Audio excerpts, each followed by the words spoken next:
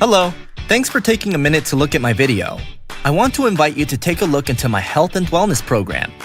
My program could be exactly what you have been looking for a long time. Or maybe you just have discovered that holistic healthcare exists, and you don't quite know what that title means or what it can offer you. Either way, you have come to the right place. If you have not been well for some time, or if you have just begun to not feel well, you need to know that there are many pitfalls to be aware relating to the practice of medicine and healing for both conventional and alternative healthcare systems. Most every system has in it its intent the desire to help you to feel better again. Your symptoms are urgent messages being sent to you from your brain, and most people will try to just stop the message process and not deal with the underlying cause for why they are being sent.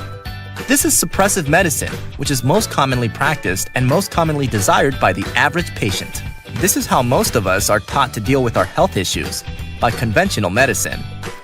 Feeling sick and unwell is what brings millions of people to doctors every day of the year.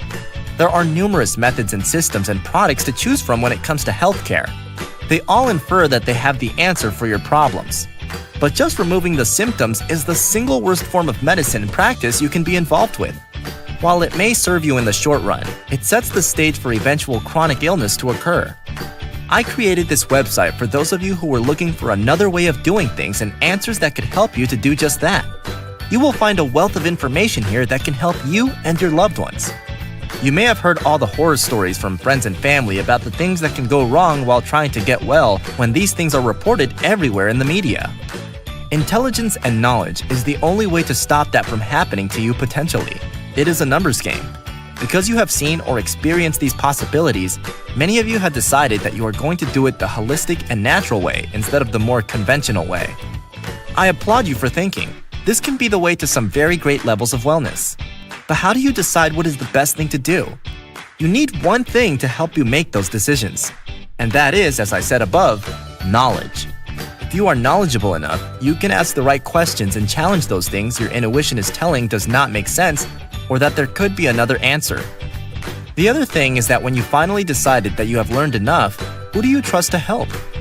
First, you need to find a practitioner that is very experienced with a decade or more of clinical full-time practice, and that what they are offering you as an answer will first do no harm to you by its actions or outcome, and is very successful, effective, and competent.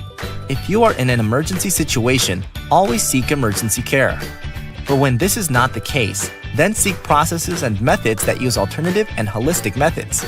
There are many who use the term holistic and alternative or functional medicine or wellness care and are ill-equipped to make use of it.